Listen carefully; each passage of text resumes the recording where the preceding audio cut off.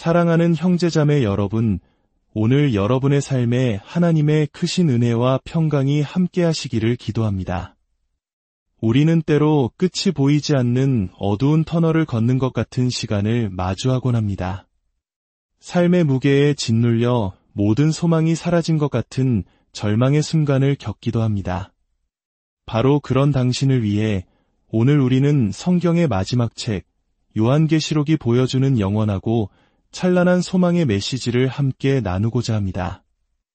이 말씀을 듣기 전 만약 오늘 이 이야기가 당신의 마음에 작은 울림이라도 준다면 좋아요와 구독으로 저희에게 힘을 실어주십시오. 여러분의 작은 손길 하나하나가 더 많은 이들에게 이 소망의 메시지를 전하는 귀한 씨앗이 됩니다. 이 채널을 통해 하나님의 은혜를 나누는 일에 동참해 주시는 여러분 모두에게 주님의 축복이 가득하기를 소망합니다.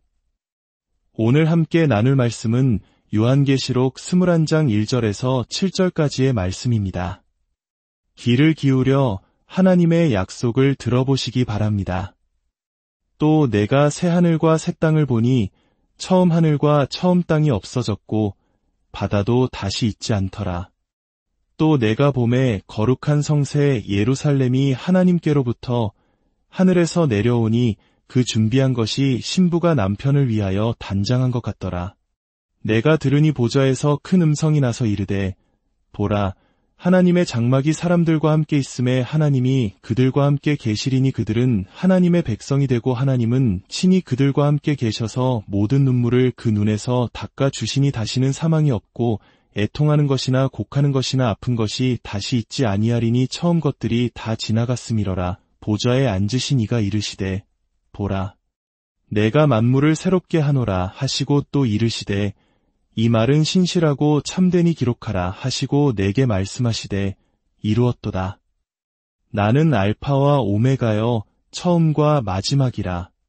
내가 생명수 샘물을 목마른 자에게 값없이 주리니 이기는 자는 이것들을 상속으로 받으리라.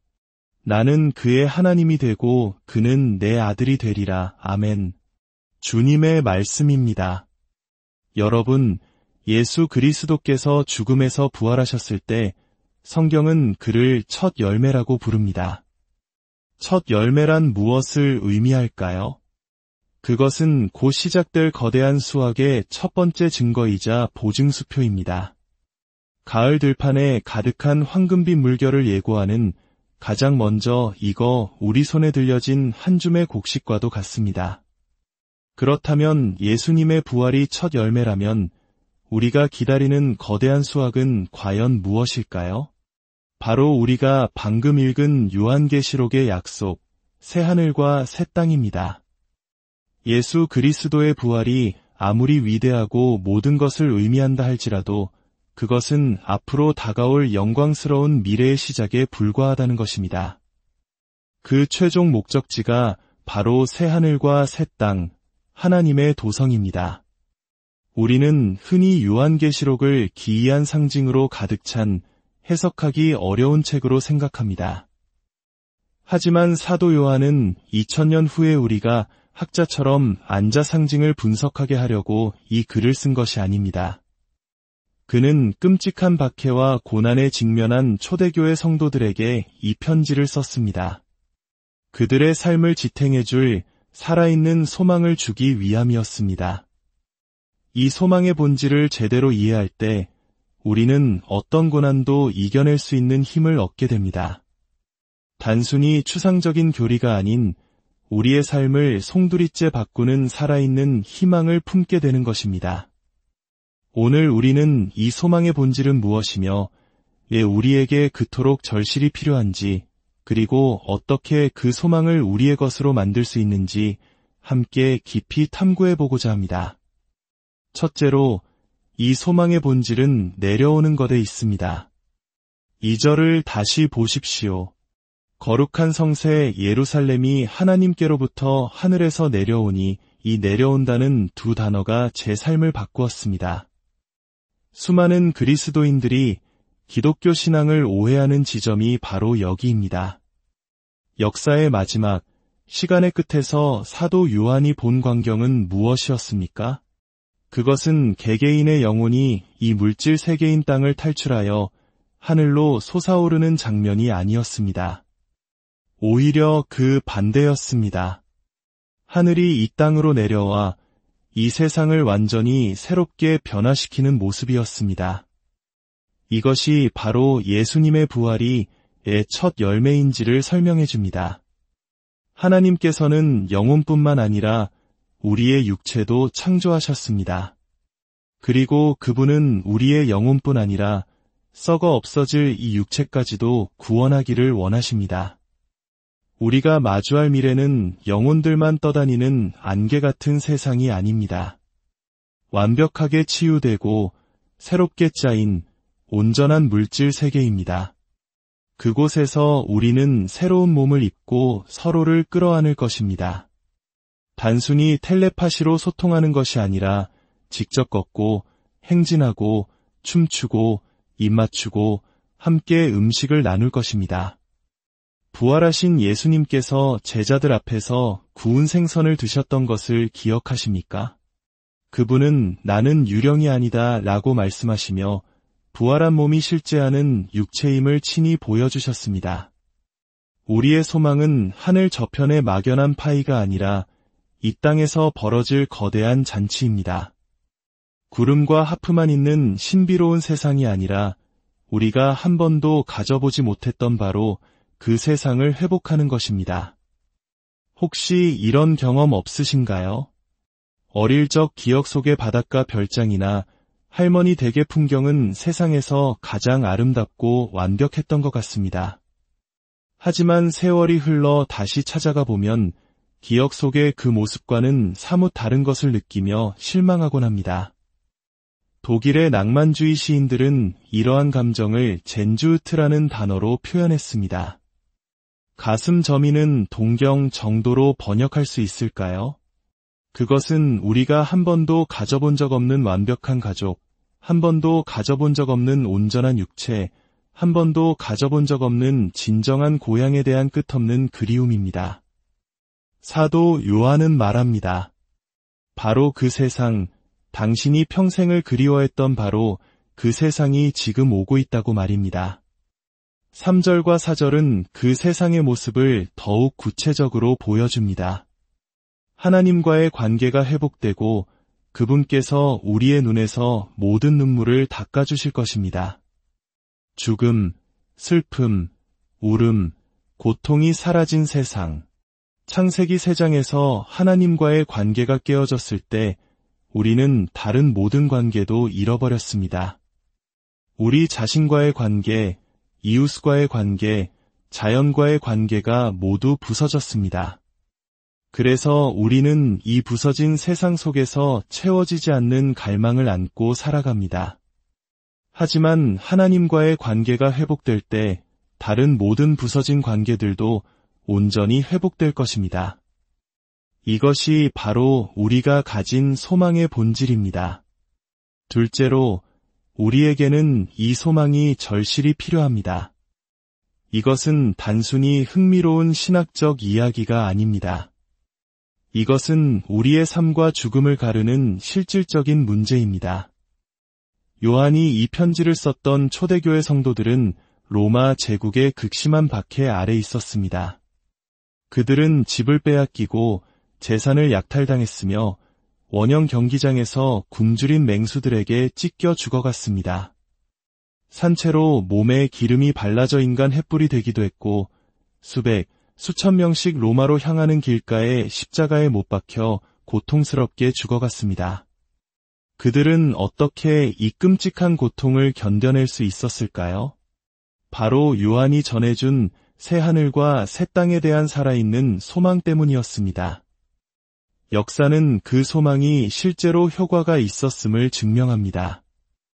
초대교회 성도들은 놀라울 정도의 평온함과 위엄으로 고통을 감내했습니다.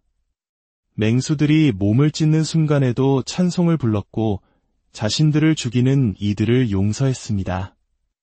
교부 테르툴리아누스는 순교자의 피는 교회의 씨앗이다 라고 말했습니다. 로마가 기독교인들을 죽이면 죽일수록 기독교는 더욱 폭발적으로 성장했습니다. 그들의 죽음을 목격한 사람들이 저들에게는 우리가 갖지 못한 무언가가 있다고 생각했기 때문입니다. 그들이 가졌던 것, 그것이 바로 이 살아있는 소망이었습니다. 인간은 소망으로 살아가는 존재입니다. 우리가 지금을 어떻게 살아가느냐는 우리가 미래에 대해 무엇을 믿느냐에 의해 전적으로 결정됩니다. 한 옛날 이야기에 두 죄수가 있었습니다. 그들은 깊고 어두운 지하 감옥에 갇혀 10년간 강제 노역을 해야 했습니다. 감옥에 들어가기 직전 한 남자는 아내와 아이가 모두 죽었다는 소식을 들었습니다. 다른 남자는 아내와 아이가 살아남아 그를 기다리고 있다는 소식을 들었습니다. 2년이 지난 후 어떤 일이 벌어졌을까요? 첫 번째 남자는 삶의 의지를 잃고 쇠약해져 죽고 말았습니다. 하지만 두 번째 남자는 꿋꿋이 버티고 살아남아 10년 후 자유인이 되어 걸어 나왔습니다. 동일한 환경, 동일한 상황이었지만 미래에 대한 믿음이 그들의 현재를 완전히 다른 경험으로 만들어버린 것입니다. 우리의 삶도 마찬가지입니다. 당신은 죽으면 모든 것이 끝이고 우리가 이룬 모든 문명은 언젠가 태양이 식어버리면 아무도 기억하지 못하는 먼지가 될 것이라 믿으십니까? 아니면 모든 것이 심판받고 모든 선한 행위는 영원히 기억될 새 하늘과 새 땅을 믿으십니까? 어떤 미래를 믿느냐에 따라 당신의 오늘은 완전히 다른 삶이 될 것입니다. 이것은 20세기 흑인 노예들의 삶 속에서도 증명되었습니다. 비평가들은 흑인 영가가 천국, 왕관, 심판의 날과 같은 비현실적인 주제로 가득 차 있어서 노예들을 현실에 순응하게 만드는 아편과 같다고 비판했습니다. 하지만 흑인 신학자 하워드 서먼은 이렇게 반박했습니다. 이 노래로 불린 신앙은 노예들이 고통을 견뎌내는 능력을 심화시켰습니다. 그것은 모든 희망에 맞서는 극적인 현실을 정면으로 마주하고 그 절망적인 현실을 원재료 삼아 그 어떤 잔인한 환경도 짓밟을 수 없는 희망을 만들어내는 법을 가르쳤습니다. 이 소망은 그들이 절멸을 거부하고 살아남아야 할 장엄한 권리를 주장하게 했습니다. 그들의 소망은 환경이 파괴할 수 없는 것이었습니다. 왜냐하면 그 소망은 미래에 하나님의 약속 안에 굳건히 서 있었기 때문입니다. 그 어떤 채찍도 그 어떤 멸시도 그 소망에 닿을 수 없었습니다. 만약 당신이 그들에게 가서 천국은 없고 심판도 없으며 이 생이 전부라고 말해준다면 그들이 과연 절망 속에서 희망을 갖고 살아갈 수 있었을까요? 우리는 아마 사자에게 던져지거나 노예로 살지는 않을 것입니다. 하지만 우리를 짓누르는 삶의 문제들이 있습니다. 초대교회 성도들과 흑인 노예들이 그 극심한 고통을 이겨내게 했던 바로 그 소망이 오늘 우리에게도 필요하지 않겠습니까? 이 소망의 진리가 당신의 마음을 꿰뚫을 때 당신이 지금 겪는 최악의 고통조차 결국 지나가는 것에 불과함을 깨닫게 될 것입니다. 그 너머에는 영원한 빛과 아름다움이 당신을 기다리고 있기 때문입니다. 마지막으로 그렇다면 우리는 어떻게 이 소망을 가질 수 있을까요? 답은 예수 그리스도의 죽음과 부활을 믿는 것에 있습니다. 오늘 본문은 그 두 가지를 모두 암시합니다. 먼저 십자가입니다. 6절에서 주님은 말씀하십니다. 내가 생명수 샘물을 목마른 자에게 값없이 주리라. 어떻게 이 영원한 생명수를 값없이 줄 수 있을까요? 요한복음 막바지에 예수님께서는 십자가 위에서 이렇게 부르짖으셨습니다. 내가 목마르다. 그것은 단지 육체적인 갈증이 아니었습니다. 그분은 나의 하나님, 나의 하나님, 어찌하여 나를 버리셨나이까 라고 절규하시며 우리가 마땅히 겪어야 할 하나님과의 단절, 그 우주적인 갈증과 절망을 온몸으로 겪으셨습니다. 예수님께서 우리를 대신하여 우주적인 절망을 경험하셨기에 우리는 자격 없는 소망을 선물로 받게 된 것입니다. 그분이 우리의 절망을 짊어지셨기에 우리의 소망은 결코 우리를 실망시키지 않을 것입니다. 둘째로, 부활입니다. 예수님은 죽으셨을 뿐만 아니라 다시 살아나셨습니다. 보좌에 앉으신 이가 보라, 내가 만물을 새롭게 하노라고 선포하셨습니다. 예수님의 부활한 새로운 몸이 바로 그 시작, 첫 열매입니다.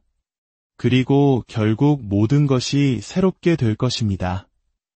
필라델피아의 위대한 설교가였던 도널드 바나우스 목사님의 이야기입니다. 그의 사랑하는 아내가 어린 딸 마가렛만 남겨두고 세상을 떠났습니다.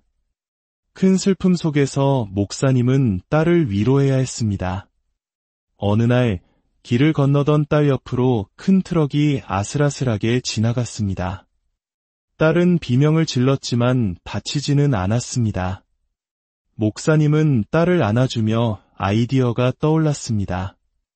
마가렛, 방금 트럭이 너를 쳤니? 아니요.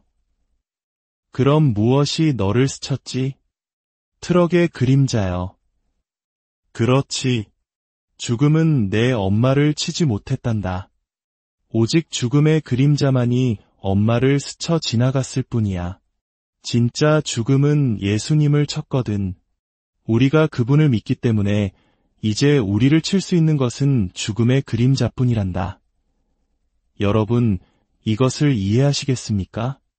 예수 그리스도의 죽음과 부활을 믿는다면 죽음조차도 우리를 더 좋은 곳으로 인도하는 입구에 불과합니다. 우리가 겪는 고난은 우리를 더 나은 사람으로 만들거나 혹은 우리를 죽여서 더욱 나은 사람으로 만들어줄 뿐입니다. 어떤 고난도, 어떤 무덤도 우리를 패배시킬 수 없습니다. 가장 위대한 것은 아직 오지 않았기 때문입니다. 사랑하는 여러분, 이 살아있는 소망 위에 굳건히 서서 완전히 변화된 삶을 살아가시기를 바랍니다. 함께 기도하겠습니다. 사랑의 하나님 아버지, 오늘 저희에게 허락하신 위대한 소망의 말씀을 감사드립니다. 이 소망이 더 이상 머릿속의 추상적인 교리가 아니라 저희의 심장 속에서 살아 숨쉬는 능력이 되게 하여 주시옵소서. 그리하여 우리 믿음의 선조들이 그랬던 것처럼 우리 또한 세상이 줄 수 없는 만족과 평온, 겸손과 기쁨을 누리며 살아가게 하옵소서. 어떤 절망적인 상황 속에서도 모든 것을 새롭게 하실 주님을 바라보며 담대히 전진하는 당신의 자녀들이 되게 하여 주시옵소서. 이 모든 말씀, 우리를 위해 죽으시고 부활하신 우리 주 예수 그리스도의 이름으로 기도드립니다. 아멘. 오늘 이 말씀이 여러분과 여러분의 가정에 큰 위로와 힘이 되기를 축복합니다.